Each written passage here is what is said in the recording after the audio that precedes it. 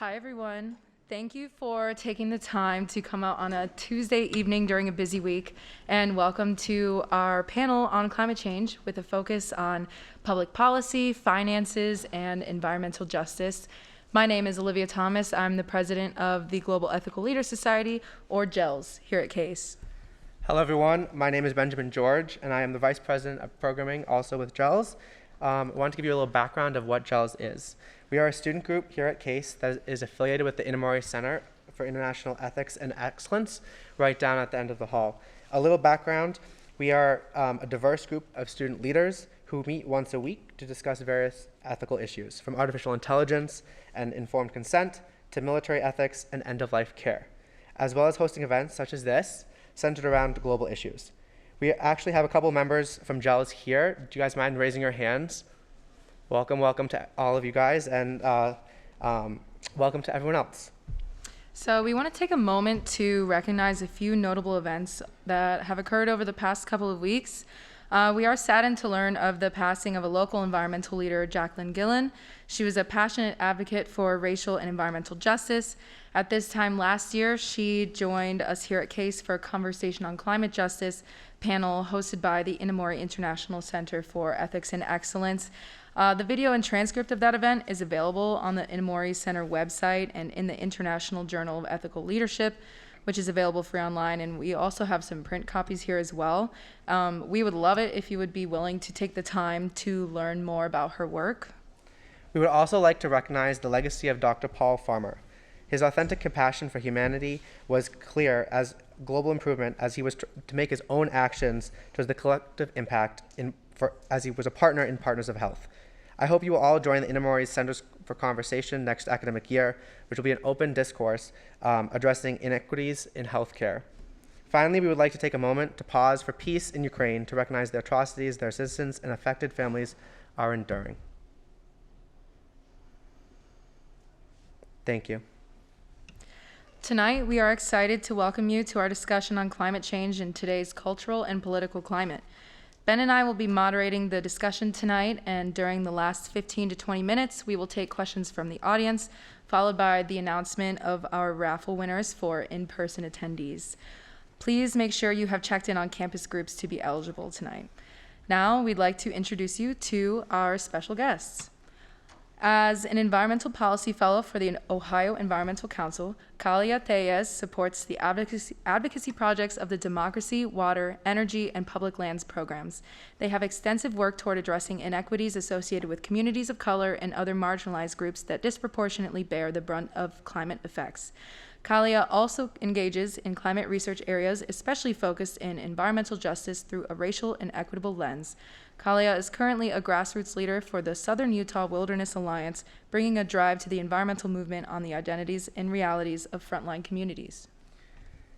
As the first Chief of Sustainability for the City of Cleveland, before moving to the VP of Sustainability at KeyBank, Andrew Waterson is a sustainability and corporate responsibility professional with nearly 20 years of experience creating positive social, environmental, and economic impacts in both public and private sector roles. He developed and managed an implementation of all sustainability-related policies and legislation citywide, resulting in a multi-million-dollar savings to city operations, positively impacting the municipal budget. Andrew is also a CW Weatherhead alum and understands the power of inclusive engagement, transparency, and authentic communications. He is currently the president and founder of Blue CSR Strategies, which supports industry and public organizations to accelerate progress towards creating positive environmental, social, and financial impacts. As a former Ohio State House representative and current Cleveland City Council member, Stephanie House is a voice for climate action and policy change. She has a professional career that spans from being an environmental health and safety engineer to an educator to now being an elected official. She has a degree in civil environmental engineering from Florida A&M University and a master's degree in environmental studies from Cleveland State. Stephanie recently sponsored the Ohio Energy Jobs and Justice Act, designed to ensure that clean energy benefits are directed at those historically and disproportionately harmed by Ohio's current energy market, as well as introducing legislation focusing on investments, home ownership, and rehabilitation. And the question we have for all of you to get us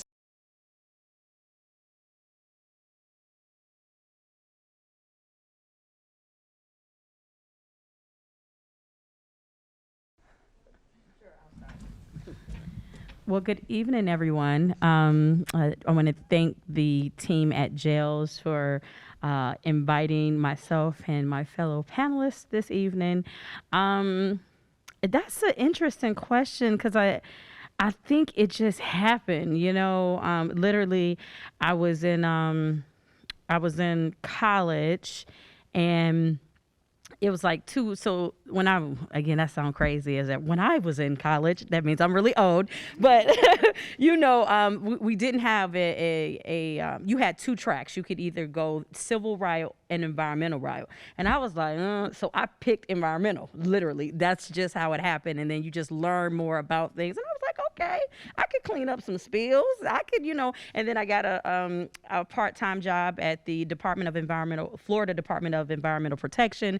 And then I just learned a whole bunch of environmental stuff. And I was like, you know what? I could do this. And then I'm one of those people that am very interested in places and spaces where not a lot of people that look like me. I'm like, well, what they doing over there?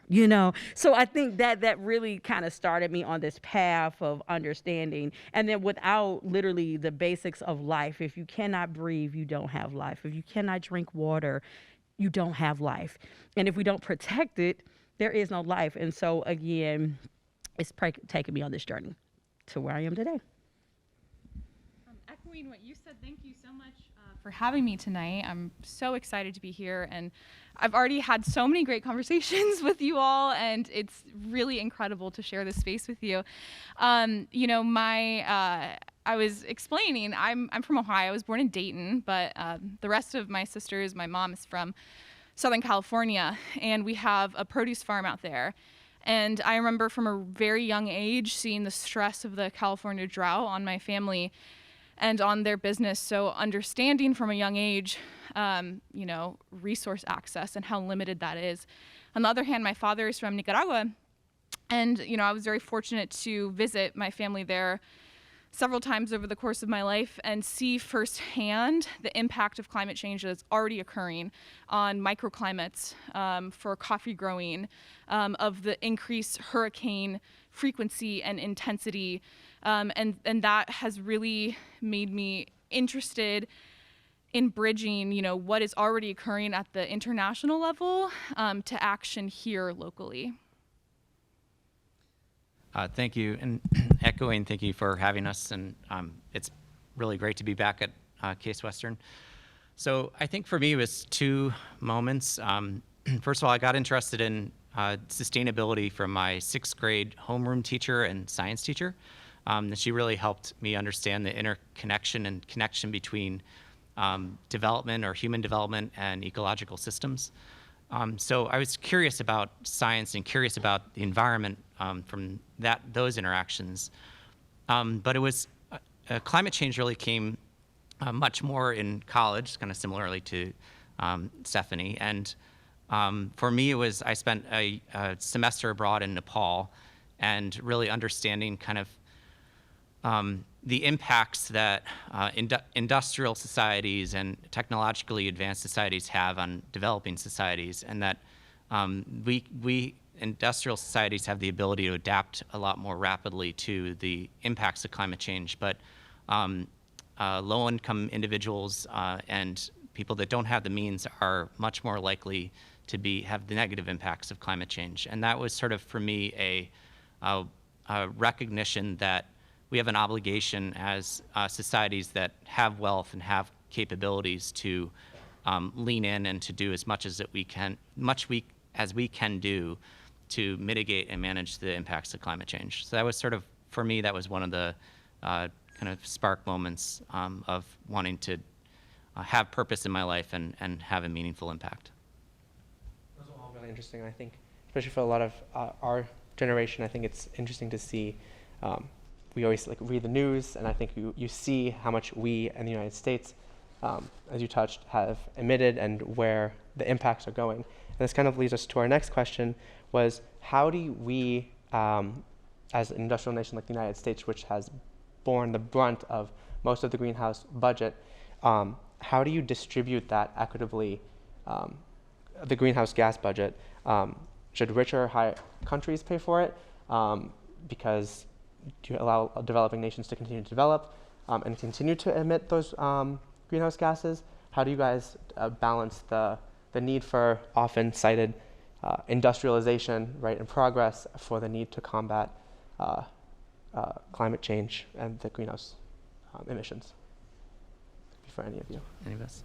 Yeah, I will say this. I think it's before someone can actually do something, you have to actually acknowledge it and get people committing that funding things in an equitable way is a priority. I think we are, unfortunately, looking at the United States, we are very far, unfortunately, we are just far from actually practicing it and then being a leader. I don't know what it's going to take. Well, I hate to be a doomsdayer, but I really think that, unfortunately, and especially in a political landscape, it's designed for people to be reactionary.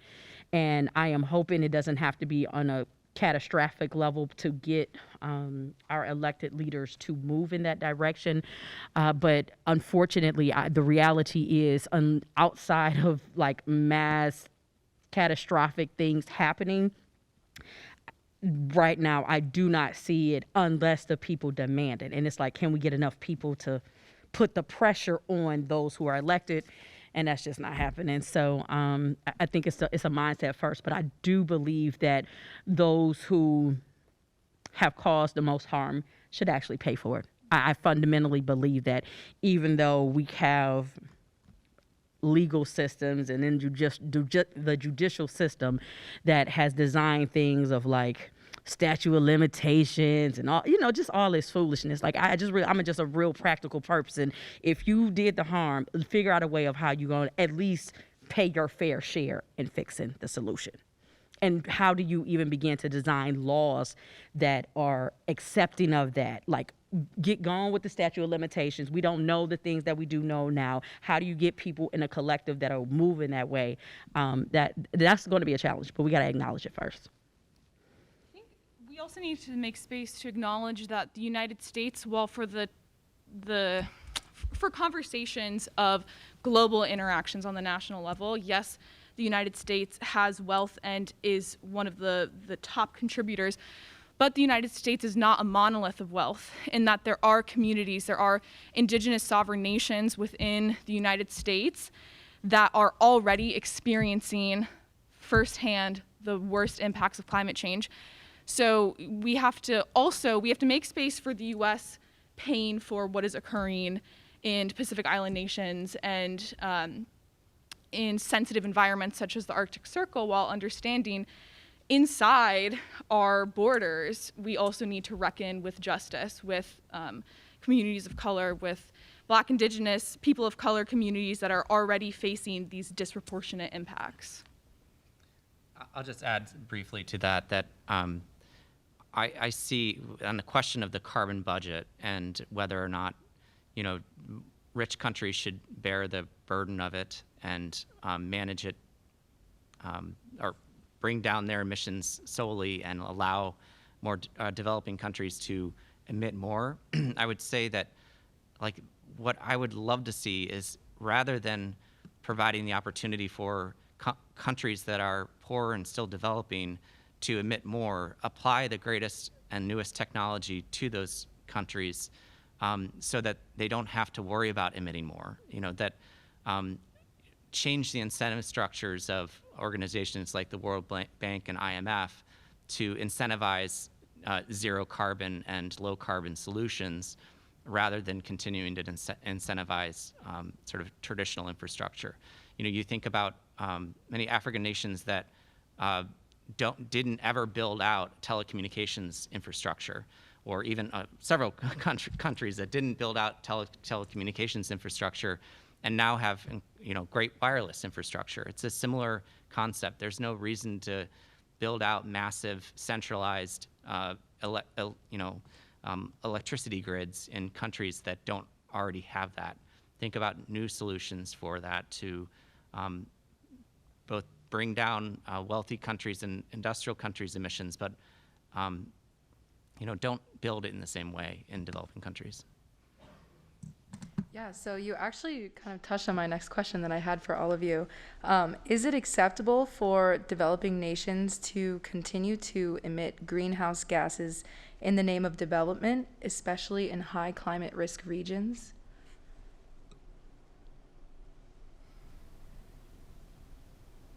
Is it ethical for us to continue to I think we will still be doing that. I don't know if it's ethical. I think we just need to move towards, as quickly as possible, to a zero carbon economy. I think also, who are we in the United States with so much privilege of development? One, to point the finger at countries whose advancements have been set back intentionally because of colonization, understanding like those sorts of dynamics. And sort of touching on the past question too with this, I think we talk a lot about prioritizing technological development in countries. And this is something that the new IPCC report released yesterday pointed out is we're so focused on the physical infrastructure and we're not putting as much investment into the social and natural infrastructure where there are communities, particularly indigenous communities, who have been forced to already adapt to climate change through natural infrastructure, agricultural practices, and how can the U.S. be leaning on and compensating that knowledge and that development and thinking about those as multifaceted solutions rather than just looking at technological development. It's a really good point. I mean, and the importance of conservation and the natural ecological carbon sinks that are in place around the globe, that making sure that we're preserving those. Absolutely. I think it's the IPCC, I was reading that prior to this panel, and it's disheartening to see that, like they're saying, we're reaching the tipping point, right, where you're going to experience the impacts of climate change are outpacing our ability to cope with the changes that are on a current trajectory are going to happen.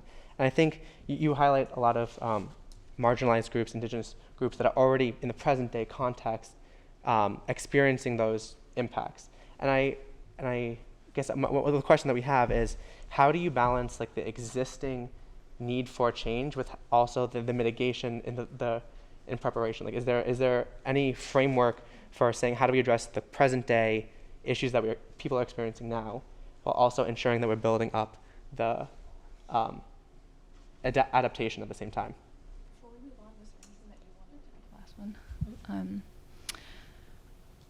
I think the framework for adaptation has to amplify priority.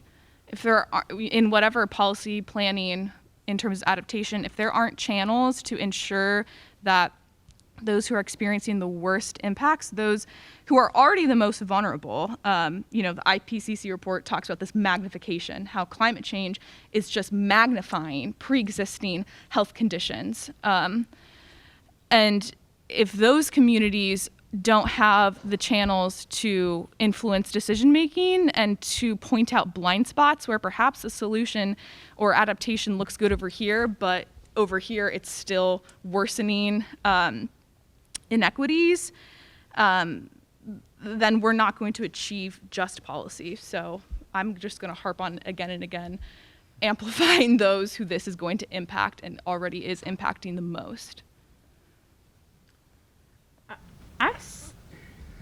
So looking at this and just listening to Kalia, how, she's talking about amplifying messages, it's really for those who have the ability to do, really thinking about how we truly partner with those who are being impacted and seeing what can come from there and making investments there so that people's lives can actually be improved, the quality of life. Many of the impacts of climate change can actually be felt in a very tangible way, because many times we have a lot of theoretical conversations. We're talking about communities that people are very far removed from, and it's hard for people to grasp things that they cannot touch.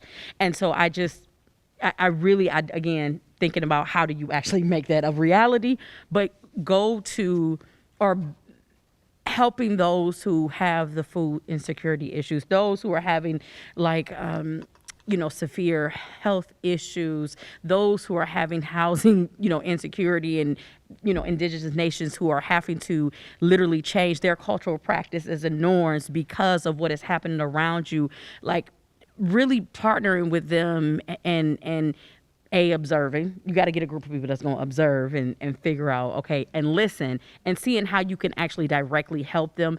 Because again, some of these systems, it's just a lot, it takes forever to like move a chair, and if, when we're just thinking in that way and so pressed on the traditional way, we can miss the opportunities to truly build from the people who really need it in the moment now, at the same time having a group of people that's working on advocacy and things of that nature. We're going to have to do both things at the same time in the complexity of people just living their everyday lives, because that's what I'm confronted with. But that's just my thoughts, thinking. So, Andrew, I actually had a question for you that I think I would really like to hear what you have to say, but of course anyone can answer as well. In the face of the climate crisis, many business leaders are pointing out the necessity of more companies implementing what's called a triple bottom line approach, which is an approach that would require companies to measure their social and environmental impacts along with their financial performance. Do you believe that this is an effective solution? I do. I believe this is a necessary solution. It's not adequate, but it's necessary, meaning it's critically important that companies and organizations, particularly publicly traded large corporations, are taking responsibility for their environmental and social impacts. But that alone won't change the trajectory of where we're headed. Public policy and and countries and individuals and communities need to change as well. But it's a necessary step, and I think it's an effective step. And in fact, I feel like it's an effective step in helping to shape and change public policy. So a lot of this is my experience, a lot of this is being driven by the investor community in driving, recognizing that long-term shareholder returns don't look at quarterly returns. It's a different scenario, and that environmental and social impacts happen on a longer trajectory. But a significant negative impact of a company can really damage their reputation, and whether that's an environmental and social issue, and can impact what the shareholders care about, which are their returns. So I think it's neat to see. It's important that companies are doing this. This is what I do in my space professionally, and but like I said, I don't think it's not enough, but it's a necessary step. I'd be curious on what you guys think about this, or if you think it's just greenwashing. I was going to ask, like, a lot of times you have this, especially large corporations, right?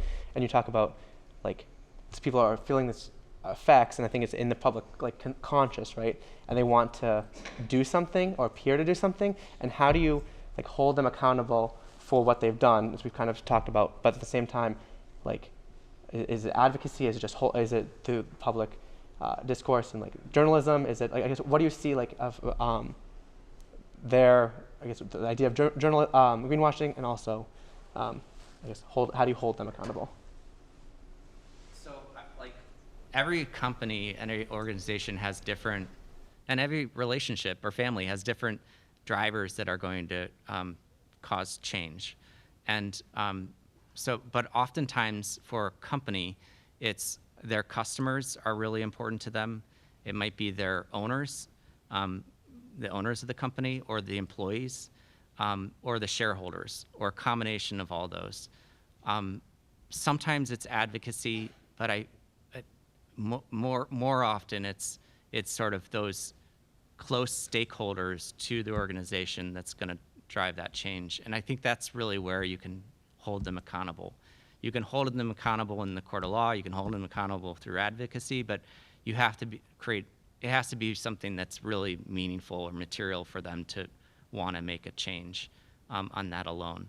And it's remarkable on, like, how getting one board member to change their mind, how much that totally changes the organization's priorities with respect to environmental and social impacts. Add on that. In my work, I don't, corporate accountability is not as much up my alley as decision maker accountability. So there are some overlaps here, but I'm enjoying learning from your viewpoint on this, because I'm normally on sort of the other end of accountability. I guess what's the best way for people in the public, right? How do we, as our generation, what do you recommend us to hold public officials accountable? I guess including voting, or what do you see as, how do we galvanize and create that, how do we move the chair, so to speak? Yeah, so this is a thing where, I said, don't do this alone. I think that's one of the things that this when it comes to like people moving and getting real changes substantively in, people have to know like what's the goal here, right? And when it comes in policy making, it's all about numbers, right? Who has the votes and who doesn't, right? And I really think that communities, we have to be much more intentional in understanding what our outcome is and who is the entity that can make that a reality, right? And then begin, as Andrew talked about, one person can, be in a voice. Like every group has a dynamic, and like these are the things that you really got to pay attention. Who's really calling the shots, right? Sometimes it's the Speaker of the House. Most times it's not. It's a lot of the people that you would never hear a lot about. But again, you have to begin to start to figure out at least, okay, can I target this one individual and maybe they'll give me a secret to the other. Or maybe you want to like run your own candidate, you know what I'm saying, to be the voice. It's really like people just have to be just much more intentional. It's not just about one person voting and not paying attention. Like there just has to be a little much more strategy and not just happenstance when it comes to, I would say, political movements. Because it's possible, hence the new mayor of the city of Cleveland. Nobody thought it was possible, but there was an actual plan, right? It was planned. And so it can be done, but when it comes to like I said, some of these policies, figuring out who you need to target at one time and understanding, are you the best person to be trying to do the ask? Because a lot of times people will have asks of elected officials and there's no connection. You know what I'm saying? Like, I mean, just for instance, and I'm not saying, of course, you all are all special and all those good things, but sometimes if you have a request to a city council person that's doing nothing in this realm, that's not your target. You know what I'm saying? That's not your target audience. Many of the times, especially a lot of policies, is probably going to be impacted on the state level in some instances, maybe even sometimes maybe in the city of Cleveland, but we are such a states-driven state that a lot of our work has to happen at the state level. So maybe even looking at the legislature of who you can really partner with to push some things forward.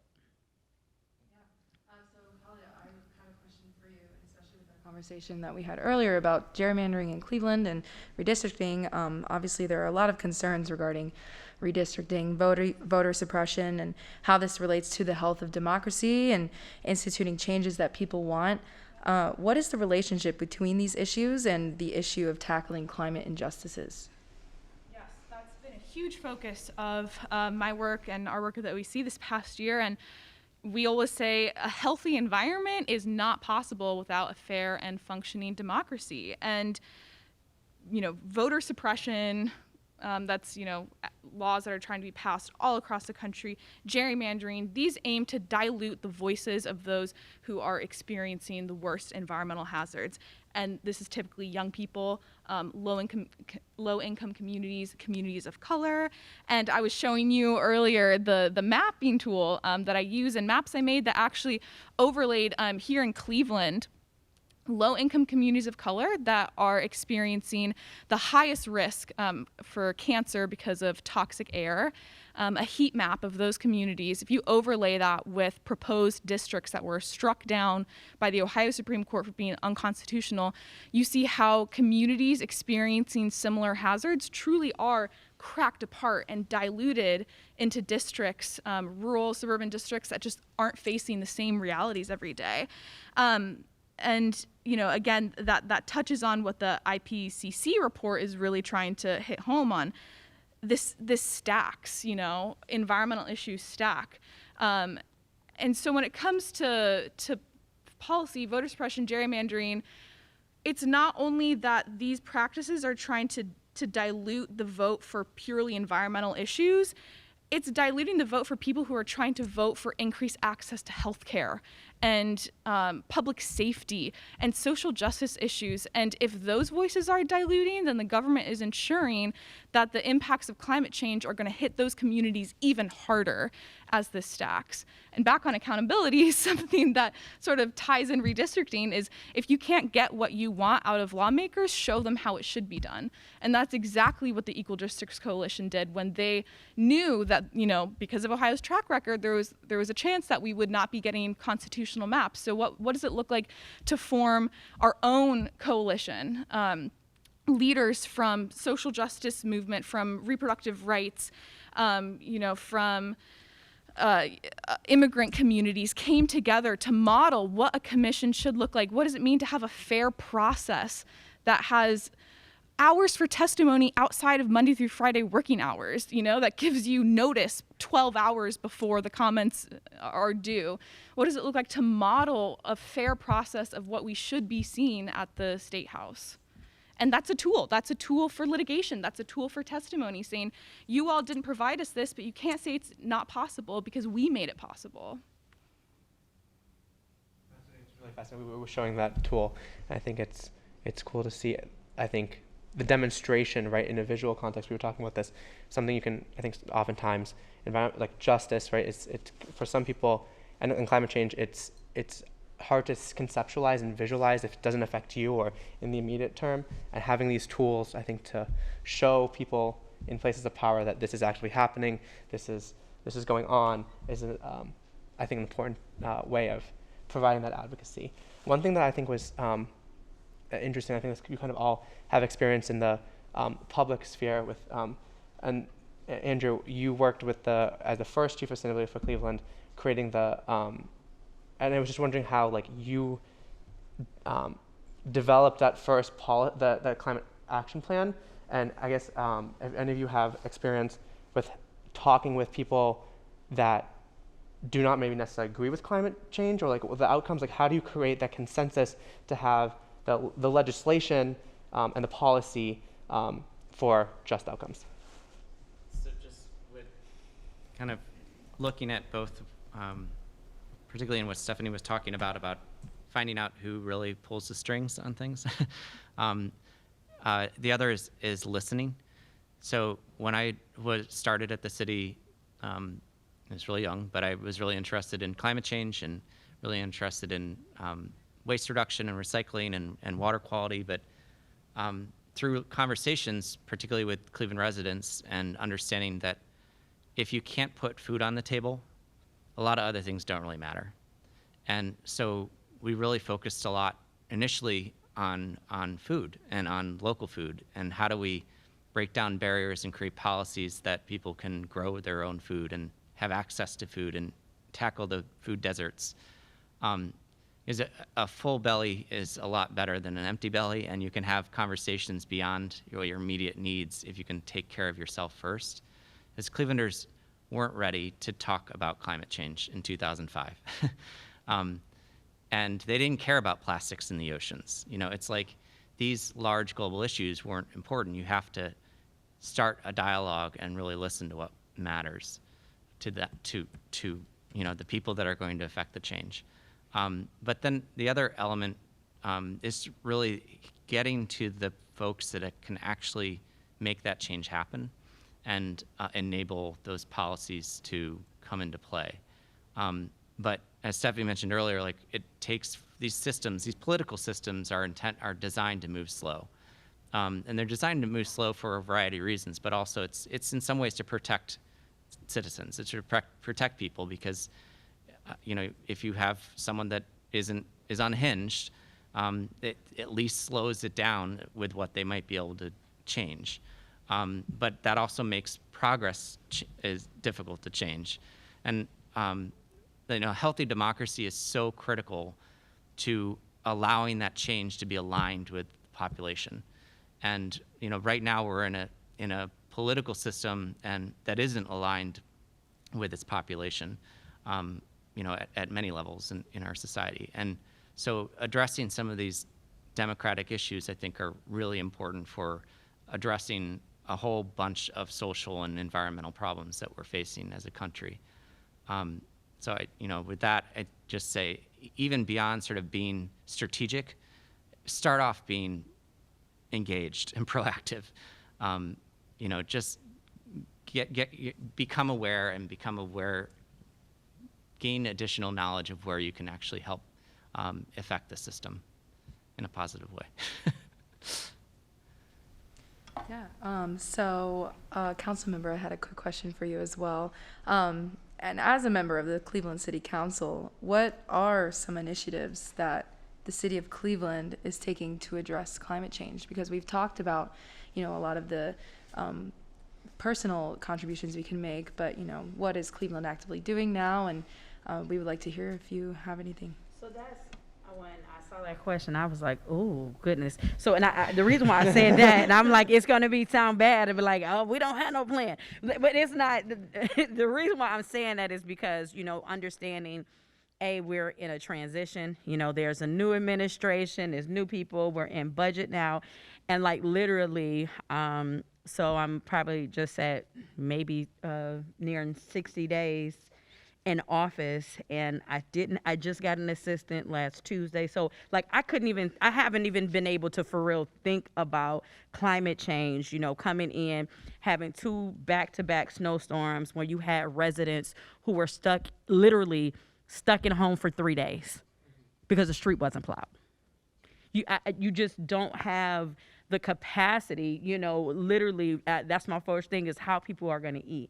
When I have my household income the household income for residents of Ward 7 is $20,991. So thinking on a broader level of, because my thing in working in partnership with my with residents is thinking through how do we have stability so we can do other things. You cannot. It's just really, really hard to do.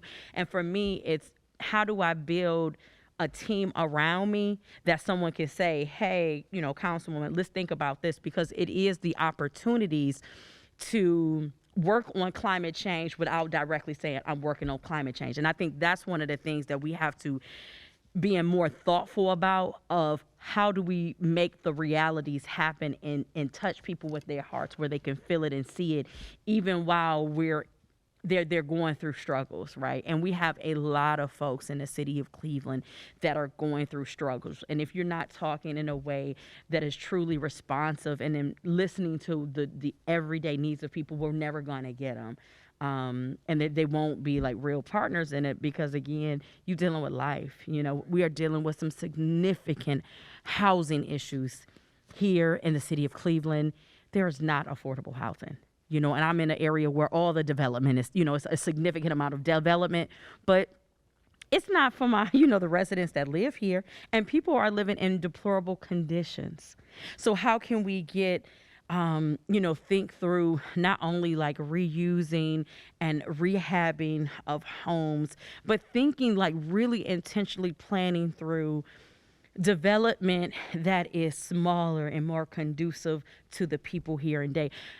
You have to constantly be in a circle where people can at least having someone look at it, so that when the policy is coming in front of you, you're like, oh yeah, so that synergy can happen. Right now, sometimes you're just trying to survive. And when you're in survival mode, it is very, very, very difficult to think about all the couldas, shouldas, wouldas. when basics are not taken care of. And so I will say, for jails and those who are particularly interested in climate change, to really see what opportunities may present themselves, like working with the new mayor's administration, the Office of Sustainability, and also with Cleveland City Council, because many times people have partnerships with the administration and not with the actual policy body. Maybe there's an opportunity. Could we potentially get, an intern, a fellow, someone circling in and out that can, that's their only thing to focus on. When I have to think about 100 things inevitably slip through the cracks, right? Not because it's intentionally, but it's because you're dealing with real life issues. So I think that's one of the things where when we think about planning, how can we have an ongoing partnership so that we can have the support that we need to get it done? Because my capacity, like I said, I was a one-woman show for a good 50 days. Okay, working 14 hours a day just to ensure that I'm responding to everything. And so we have some capacity issues, but I think you got some young minds around here. Maybe somebody can help me, and I'll think about it. You make such incredible points about partnerships and like the importance of maybe someone doesn't have the capacity to talk about climate change right now. Kalia or Andrew, do you have anything to add in terms of what the Environmental Council, or maybe on the business side of things, addressing climate change when perhaps it's not the easiest thing to do? Really just, what you said about that like hierarchy of needs issue, of not everything can always be this like direct climate change, but of course understanding how these issues intersect one way or the other. The onus is on those who consider themselves in a more purely environmental, purely climate change oriented position of decision making. The onus is on those people to be understanding those root issues of inequality, those primary issues, housing, food security, just basic health, because then policy can be written with those issues in mind. So, Councilmember House, you were a primary co-sponsor of the Energy Jobs and Justice Act, and one of the pillars of that is finding areas where these intersections can be created. The Energy Jobs and Justice Act, attempts to highlight those root issues. It provides workforce development for those who are facing systemic setbacks and inequalities from historic policy, just from what, how this nation was founded. Young workers from foster care, formerly incarcerated folks, minority businesses. So how can we create policy now that is addressing, all levels down to the root issues of inequality? I'll just add on the kind of local side of things that, we have a new administration and an administration that is thinking creatively about a lot of things. And there are three areas that I know that you can have an impact as students and as residents of Cleveland. And that's to encourage and provide the political courage for elected officials and the administration to think boldly about where and how they can impact climate change in an equitable way, in a way that helps provide jobs, in a way that reduces costs to City of Cleveland residents, and a way that provides the basic needs that residents need in the city. We live, and thank you for, the legislation at the state level, but, Ohio has probably the worst energy policy, and it's one of the worst states in the country on energy policy. And it doesn't have to be that way, legislation like the Clean Energy and Jobs Act is an example of that. But City of Cleveland has its own power company, and there's ways that Cleveland can do things differently than the state does. And Case Western Reserve University buys power from the City of Cleveland. You're a big customer of the city, so there's a lot of ways that you can think about how your actions as voices on the campus, as well as as well as being informed and understanding of educating and allowing city council as well as administration on different pathways that we can create a lower carbon and equitable energy system that really can have significant impacts on climate change or actions at a local level on climate change.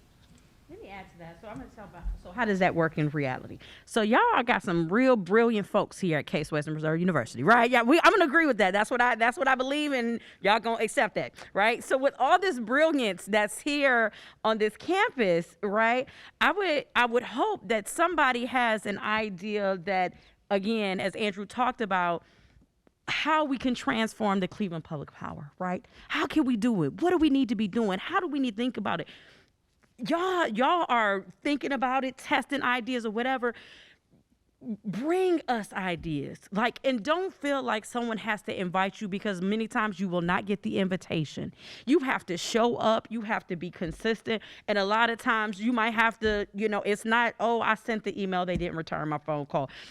A lot of times, again, like I said, if I got 100 priorities, it might be the 101 and be like, oh yeah, they did send me an email. You know what I'm saying? Or come to a meeting. We have now public hearings. What is it called? Not committee hearings, public comment. That's what it is. So now people actually have a real opportunity. Make your pitch. You got 3 minutes. So I want you to not think that, if there are things that you believe can truly help us, help us, right?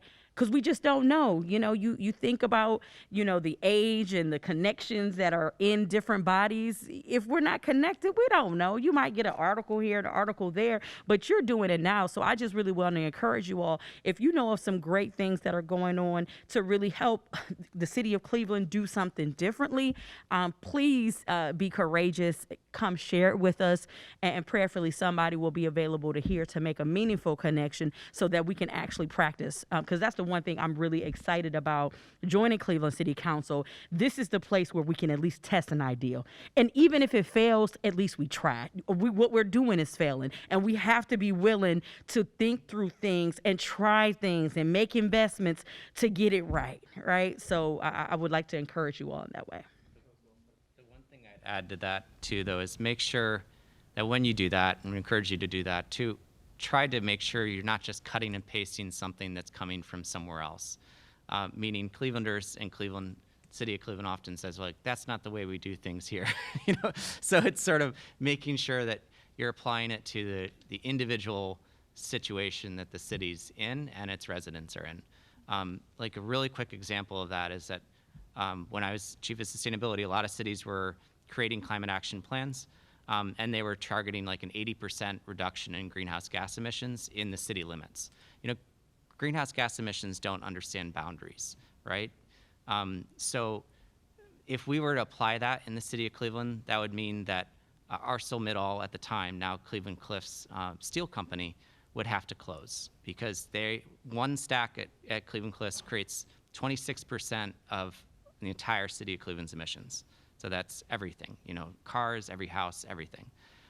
So that's the most efficient blast furnace on the planet, or at least it was at the time. So we're going to be making steel. Steel isn't going to go away quickly. So that was sort of an example that we had to think about, how do we create a climate action plan in the city of Cleveland that doesn't tell 1,000 people they don't have jobs, and then, mind you, that steel is going to be created somewhere. It's going to be created in China or some other location. So we have to think about how that impacts jobs, how that impacts the local environment, and in a meaningful way, and just show up informed, but show up also willing to listen, because people know a lot there too. Yes, that's the caveat. Listen first. So you should listen first. Yeah. Contact the chairman of utilities and all this other stuff, because they'll give you.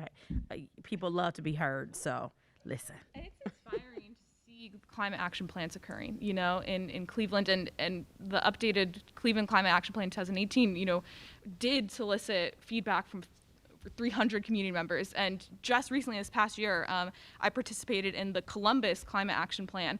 And I can point to individuals in the community who said loud and enough times, this is not enough, this is not enough, we need more reductions faster, and that made it into the final plan. So like, it seems so overwhelming, but the individual can have an impact on the local level. Here in Cleveland, the Cleveland Comprehensive Environmental Policy Platform was built on engagement with communities. So as you said, if you don't see those channels for engagement, insert yourself, ask for them, demand for them, because obviously when communities engage, things happen faster and more reductions, faster timelines. Thank you all so much for all of your ideas and solutions and everything that you've done in the climate sector. We would like to open the floor for any questions from the audience. We have a microphone up here that you can speak into for assistance, or honestly, you can probably just yell, but I recommend the microphone if anyone has any questions. You know what? Y'all not gonna be here looking at us and they ain't gonna have not one question. That's our favorite color or something. Wow. Yeah. Go ahead. Hey. I was going to ask Councilmember House, you were trained as an engineer, correct? So I'm curious how, and other thoughts on this, and how that, especially the notion of energy, how that is really transferring in policy and how your information with engineering is transferred to policy. Yeah, so I do see a lot of times I think differently than people, because my whole thing is, how do we solve the problem? Right. I mean, I that's really kind of my starting point, and then try to work backwards, and you'd be like, oh my gosh, what is the pathway? So that's my thought process. Thinking through how that is going to work in Cleveland City Council, it's just going to be interesting. It's not necessarily all that it's thinking through the actual relationships you have to have in order to get the things that you want to get done. And so, I always say I'm giving myself a year to truly try to figure out what's going on in this body and who I need to partner with in order to actually solve problems. Because we got a lot of them, and we need to solve some things. And I do believe we could get there, though. That's the thing. I don't feel like, we're never going to get there, even though some days I feel like I'm overwhelmed and the problems are very heavy. It's just being really, really intentional and purposeful, and not thinking through and not being worried about if I get reelected and stuff like that. Let's just get it done. So that's my process.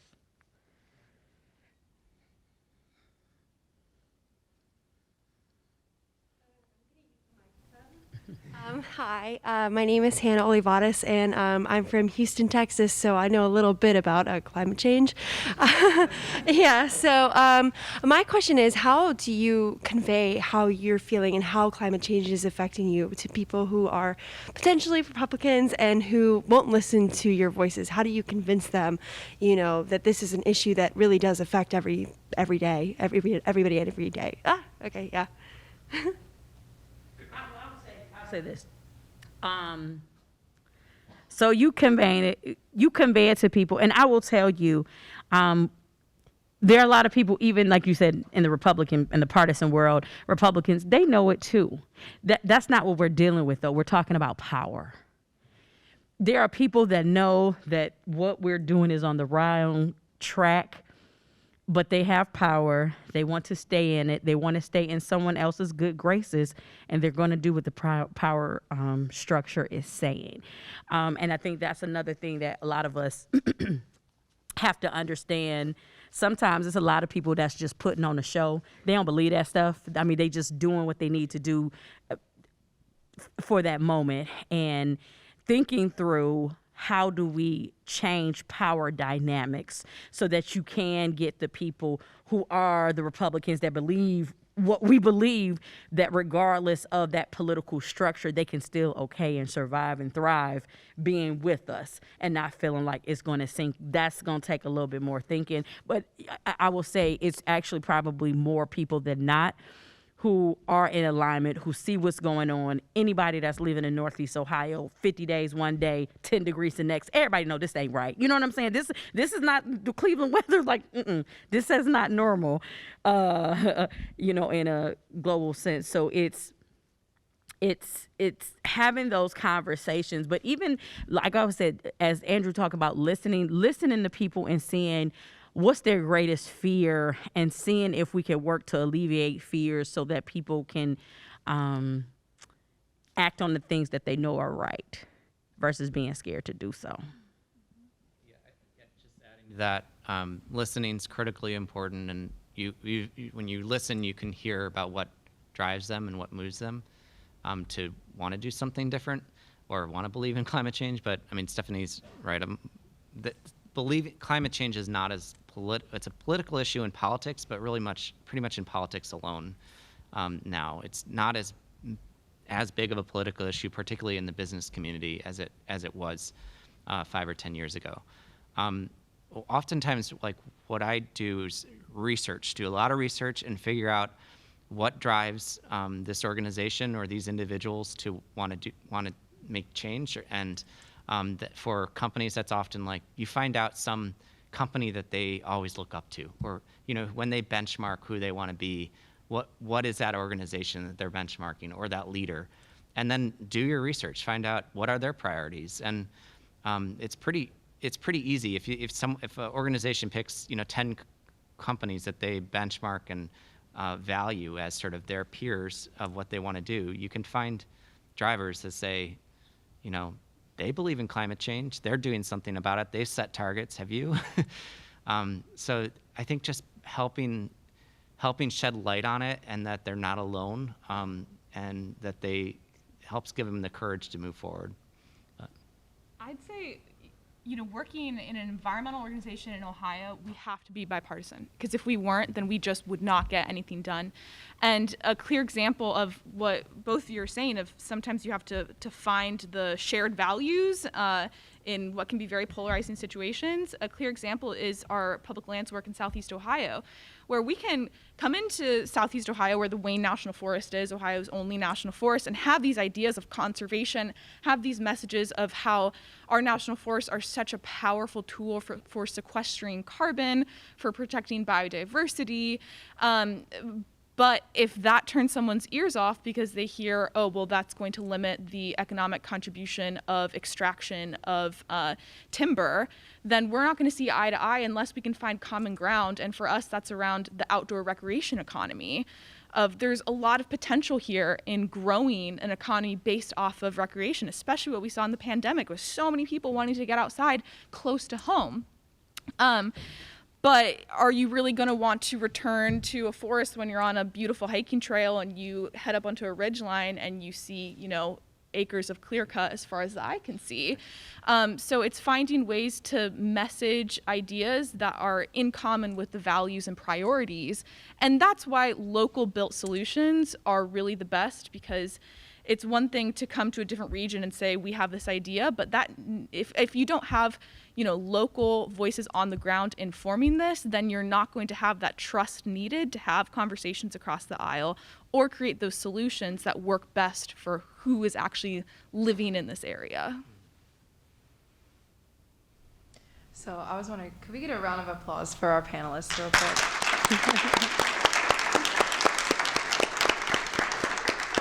Thank you guys so much. And there are so many different avenues toward climate solutions that are needed now more than ever for a healthier, equitable society that incorporates some of the existing solutions that have been highlighted here, as well as new and rapidly emerging technologies and policies.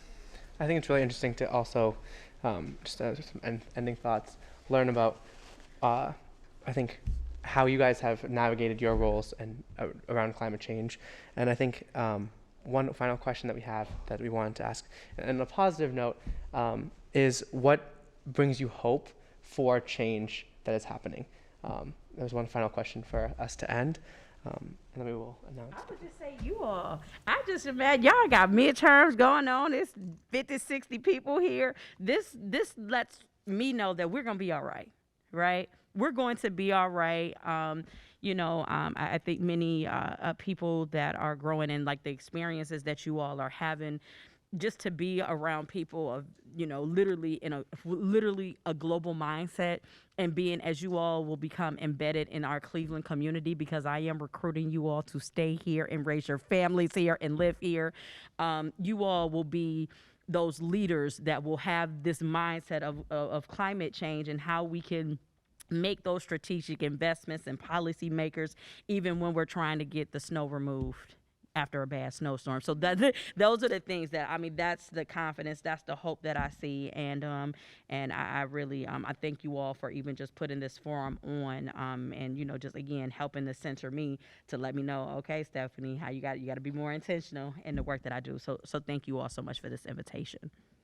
I completely agree. When I was in college, I was learning about environmentalism through the lens of mostly white men who believed in like eugenics, people like John Muir, and historically the environmental movement has been a very white space and been very restrictive of the voices of those most impacted by environmental hazards and climate change. And so today, to like be greeted by an incredible, like, just diverse group, people who look like me, you mentioned that, like, young people who care about intersectionality, who care about amplifying issues across the globe, who care about, of having a humanitarian lens when you're studying engineering. That is just so exciting to me. So, we can all get into the dark and doom scrolling of climate change, but just connecting with people and learning about what is your story, what is your passion for being in this work is so energizing. Yeah, just all of you are coming at this from different backgrounds and experiences, and the fact that you're interested in understanding and working and applying solutions to addressing climate change in the work that you do, whatever that may end up being, is how we're going to solve these, massive political, geopolitical, scientific, and ecological challenges, and human system challenges and social challenges are by bringing that diverse perspectives to these solutions. And so that gives me hope. I think that as the generations ahead of me retire and all of you start to get into the workforce more, we'll see hopefully more accelerated change than we have in the past. Thank you guys all so much for your wisdom and advice. That does conclude our panel discussion tonight. But I wanted to quickly take the time to announce our raffle winners for the Amazon Echo Dot and the Amazon Echo Show. We have randomly selected the people that signed in on campus groups.